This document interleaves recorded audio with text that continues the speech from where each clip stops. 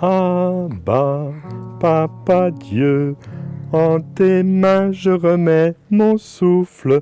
Abba, Papa Dieu, en tes mains je remets ma vie. La petite Faustine, elle apprendra plus tard cette petite chanson. Elle est tirée de l'Évangile. Elle est tirée des psaumes. Quand Jésus s'endort sur la croix, il chante « Père, en tes mains je remets mon esprit ». C'est une petite ritournelle qui est composée, bien sûr en traduction française, avec ce que les mamans juives apprenaient à leur bébé avant de s'endormir, reprenant le psaume. Ainsi, Jésus s'est endormi dans les bras du Père en face de Marie. Il était en sécurité, comme la petite Faustina qui est en sécurité dans les bras du Père Jean-Louis. Et Jésus est en sécurité parce qu'il sait que l'amour est plus fort que tout. Et que l'amour nous fait nous abandonner entre les bras du Père. Alors, quel est l'avenir de ces enfants? Petite Faustine, qu'est-ce qui va nous arriver demain? Et dire qu'il y a des grandes personnes qui vont utiliser l'Apocalypse pour parler de catastrophes, de déluges, de tremblements de terre et de grandes bêtes effrayantes. Mais non, l'avenir de la petite Faustine, c'est ce printemps avec toutes ses fleurs, cet éclatement de beauté et de vie de la nature qui nous dit que finalement la vie l'emporte sur les longues germinations.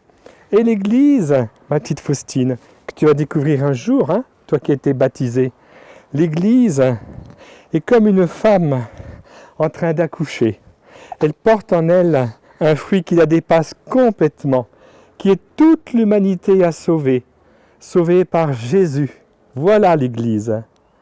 L'Église est un cadeau d'amour de notre Dieu. Mais attention, quand Dieu donne ses cadeaux, il les donne avec beaucoup de délicatesse, il les donne avec beaucoup d'humilité et surtout même de discrétion, parce que l'amour ne s'impose pas. Et puis l'amour joue à cache-cache, le bon Dieu il joue à cache-cache comme le soleil qui s'en va, qui revient. Ma petite Faustine, quand le pape François au rameau, il est acclamé par les foules à Saint-Pierre, il me fait penser à Jésus qui était acclamé par les foules à Jérusalem, en entrant triomphalement.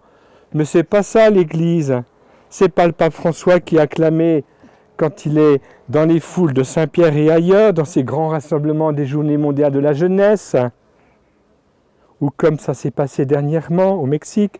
Non, ça c'est à part, c'est un petit événement, un épiphénomène.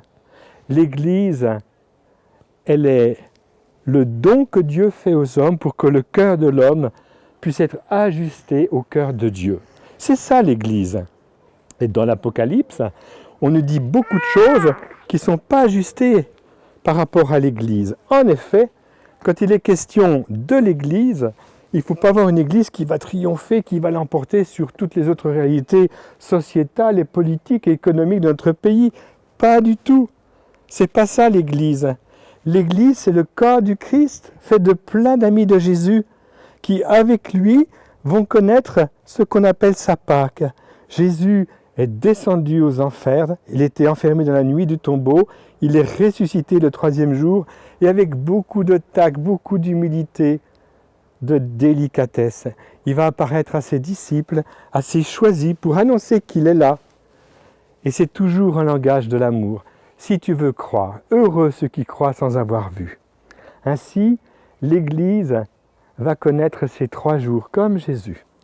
D'ailleurs, il y a une parabole que j'aime bien, qui a été donnée à Padre Pio, je crois, dans sa rencontre avec le Christ, qui lui dit, voilà, il va y avoir des événements, il faudra s'enfermer chez soi, fermer les portes, fermer les fenêtres, avoir des cierges bénis et de quoi manger durant 3 jours. Alors, des gens qui n'ont rien compris aux images de Jésus dans les évangiles, et encore moins par la suite, vont croire qu'il s'agit d'accumuler de la nourriture et d'être parmi les élus qui sont au courant. Mais non, c'est pas ça. Le message qu'a reçu Padre Pio, il est tout simple. 3 jours, eh bien c'est le temps que Jésus a connu, c'est le 3e jour qu'il est ressuscité d'entre les morts. Il faut se donner les moyens de prier, d'être avec le bon Dieu, de ne penser qu'à lui, d'accepter aussi de fermer les fenêtres et les portes de tout ce qu'on voit à l'extérieur, de tout ce qu'on entend, de tout ce qui nous parvient comme information, pour être avec Jésus, n'être qu'avec lui. Rien n'est plus important que Dieu seul. C'est ça, ces 3 jours, les portes fermées. Et puis cette nourriture qu'il faut avoir par avance, c'est l'Eucharistie. Il faut se nourrir du pain de vie et prendre le temps d'être avec Jésus, de l'adorer, de l'aimer, d'être avec lui gratuitement et surtout de consentir à ne rien voir et ne rien sentir. Et oui, parce qu'on voudrait tellement avoir les royalties de nos contacts avec le bon Dieu. J'aime bien le bon Dieu, mais j'aime surtout de ressentir que je l'aime. C'est pas ça l'amour. On n'est pas à aimer le bon Dieu pour se sentir bien avec lui, pour être, je dirais, dans un confort intérieur. On aime le bon Dieu pour sa joie à lui, pour lui faire plaisir. Tu verras, Faustine, plus tard tu découvriras Sainte Thérèse l'Enfant Jésus, qui aimait le bon Dieu pour sa joie à lui. Ça, c'est le grand cadeau de l'amour. L'Église est invitée à découvrir que plus elle va s'approcher de Jésus, vivre comme lui, plus elle va se laisser aimer gratuitement et surtout ne pas la ramener. Jésus ne l'a pas ramenée lors de sa résurrection d'entre les morts. Surtout pas. Parce que l'expérience de sa résurrection nécessite un acte libre d'amour. Totalement. Jésus ne s'impose pas parce que l'amour ne s'impose pas. D'ailleurs, c'est dit dans le Cantique des Cantiques, à la fin du Cantique des Cantiques. On ne recevrait que du mépris si on voulait imposer l'amour. Tu es d'accord, sœur Faustine ? Ainsi, Jésus nous demande aujourd'hui de nous préparer un grand printemps de l'Église. Et ce grand printemps de l'Église, ça n'a rien à voir avec les triomphes du pape François au JMJ. Ou alors dans ces grands déplacements qui peuvent faire la une des journaux. C'est pas ça le triomphe de l'Église. Le triomphe de l'Église, c'est de permettre à l'Esprit Saint, à l'Esprit de Dieu, de se manifester dans le cœur de tous les hommes qui sont attirés par la vérité, qui sont attirés par la beauté, qui sont attirés par une espérance qui a comme point d'ancrage le pardon, la miséricorde. C'est ça l'Église, c'est ça l'avenir de l'Église. Arrêtons d'écouter ces prophéties de 3 sous qui ne valent pas tripette, qui ne nous mettent pas en route, qui ne nous mettent pas les fruits de paix et de joie dans le cœur. Arrêtons, soyons dans la joie d'une rencontre personnelle avec Jésus qui nous mette en contact aussi avec Dieu caché dans notre prochain. La croix de Jésus, c'est la révélation de l'amour du Père. Quand je serai élevé de terre, dit Jésus, j'attirerai tout à moi. Jésus va attirer les hommes à l'amour du Père. Et c'est ça le mystère de l'Église. C'est un amour qui devient irrésistible. On ne peut pas résister. Seigneur, tu m'as séduit et je me suis laissé séduire. Je me souviens, un jour en communauté, on avait accueilli un frère qui était parti et n'était plus revenu depuis 2-3 mois. On savait qu'il avait eu un gros problème de dépendance et on s'est dit, mon Dieu, qu'est-ce qui se passe durant ces mois d'absence ? Et le jour où on l'a retrouvé, on devait partir pour un mariage. On était tous habillés, tout beau, tout propre, et lui débarque. Au moment du départ, on n'a pas eu le temps de lui dire qu'est-ce qui se passe, d'où tu viens. On lui a vite habillé avec un super costard tout blanc avec une belle petite croix. Il n'a pas eu le temps de dire ouf et il est venu à la fête. Et à partir de ce jour-là, n'ayant fait aucun retour sur lui-même, et nous non plus, il est resté, il était guéri, il était transformé, il a vécu un nouveau départ. Dans ce que vit l'Église aujourd'hui, dans le monde entier, il y a quelque chose comme ça qui va se produire. L'Église va être débordée par l'amour de ceux qui, reconnaissant le pardon, la miséricorde, je pense aux moines de Saint-Malo, les 21 coptes, je pense aussi à d'autres qui meurent le sourire aux lèvres, au moment où la corde va passer au cou, eh bien, on ne va pas faire de grands commentaires, parce que leur mort nous en dit plus long que tous les sermons sur l'amour et sur le pardon. Et puis d'abord, c'est même plus fort que du pardon. on est tellement attiré par la vérité. C'est ça le mystère de l'Église. C'est ça le mystère de Jésus. C'est ça les cieux nouveaux et la terre nouvelle qui descendent du ciel. C'est le ciel, c'est le cœur de tous les hommes, sans exception. La terre nouvelle, c'est leur capacité d'accueillir une parole de vie qui se passe de mots. Une parole de vie par un pardon, par un sourire. Voilà les cieux nouveaux et la terre nouvelle. Et cette Jérusalem céleste n'a rien à voir avec un imaginaire où on verrait descendre une ville d'en haut. Cette Jérusalem céleste, c'est la cité de la paix intérieure. Quand tu travailles pour la paix dans ton cœur, tu travailles pour que la Jérusalem céleste puisse s'étendre dans toutes tes relations et que dans la communion les uns avec les autres, nous soyons emportés par la fête d'être dans la paix, de s'aimer, de se reconnaître, de s'accueillir dans nos différences.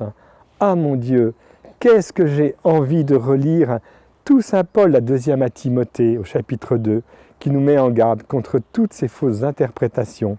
Et puis le catéchisme de l'Église catholique, numéro 675 et suivant, qui nous montre bien qu'il y a eu au cours de l'histoire des interprétations fausses.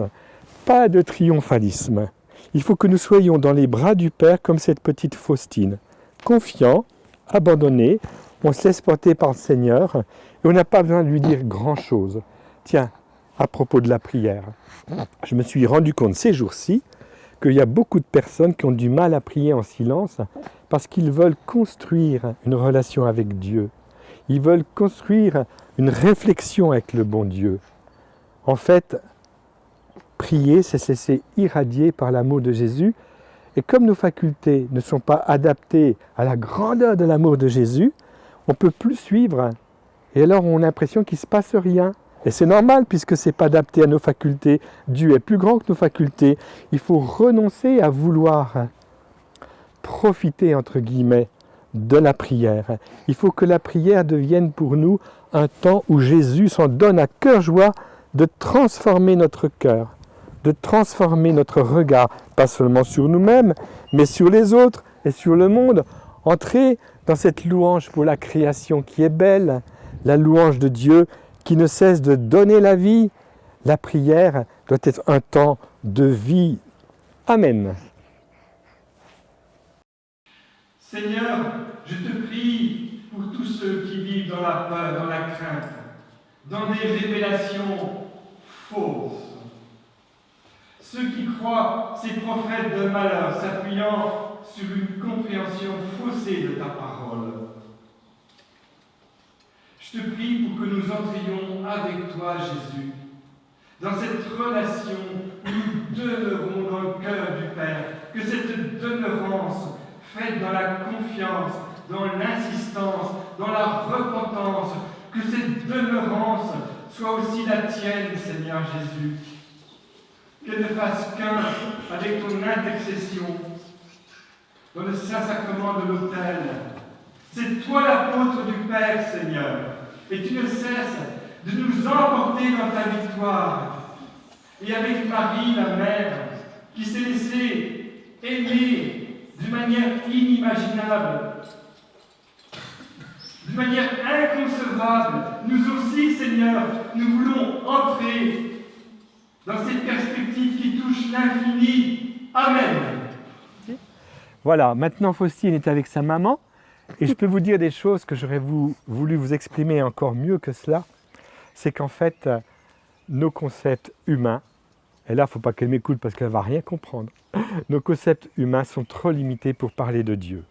Et quand vous avez des prophéties, soi-disant des prophètes, des messagers, des révélations privées, qui se répètent tous les uns les autres pour dire toujours les mêmes choses, qu'il va y avoir des catastrophes, et puis qu'il faut se protéger, qu'on est parmi les élus qui sont courants, nous sommes dans des constructions imaginaires parce que nous ne faisons pas le pas de la foi, qui est un pas d'abandon à l'œuvre de Dieu dans ce que Jésus a vécu pour chacun d'entre nous, pour le monde entier, ces 3 jours, avec sa mort, sa résurrection et la Pentecôte, le don de l'Esprit Saint. Alors arrêtons avec ces révélations, soi-disant divines.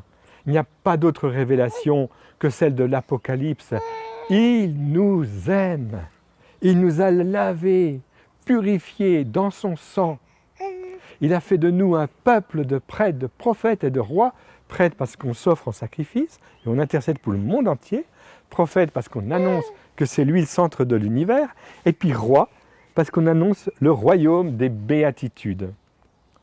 Et là, je voudrais que, je n'ai pas pu le dire dans mon homélie dimanche chez le Petite Sœur de Bethléem, mais je voudrais que nous entrions tous dans cette certitude que le bon berger, c'est l'agneau, c'est Jésus. Et que ce bon berger, il est l'unique berger. Et il n'est pas l'unique berger pour un triomphalisme extérieur, il est l'unique berger pour nous conduire au-dedans de nous, afin d'être en contact avec lui, avec le Père et avec les frères, par le don de l'Esprit Saint. Et je suis content que Faustine soit avec une petite maman qui est sa maman, parce qu'on a bien besoin d'une maman pour nous laisser porter dans ce contact avec Jésus, le Père, le Fils et l'Esprit Saint. Que la maman Marie, qui était présente au pied de la croix et qui annonçait dans l'Apocalypse au chapitre 12, celle qui doit enfanter, que la Vierge Marie nous aide à entrer dans cette victoire, qui est une victoire à partir de la miséricorde. C'est l'année de la miséricorde. Il faut y revenir sans cesse. Pourquoi l'année de la miséricorde en ce temps si douloureux de l'Église? Parce que tout est en train de basculer en vue de cet éblouissement devant l'œuvre de Dieu dans le cœur de ceux qui pardonnent, qui s'offrent, qui vont jusqu'au bout du témoignage. C'est l'heure des témoins, martyrios en grec, des témoignages. Et notre témoignage, ne le rêvons pas, comme disait Saint Thérèse Enfant Jésus, avec un coup de poignard.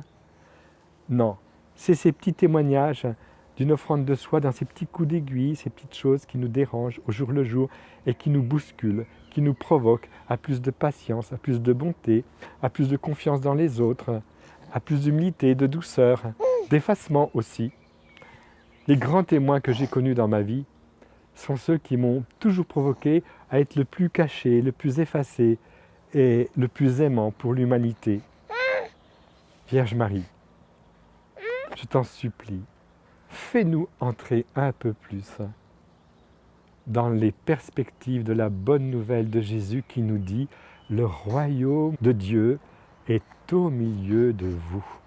Ô Marie, sois celle qui nous entraîne dans ce royaume, un royaume qui est sans limite, qui s'adresse à tous sans exception. Tu n'es pas seulement la mère de l'Église, évidemment, tu l'es aussi, mais tu es la mère de tous les hommes, sans exception. Amen.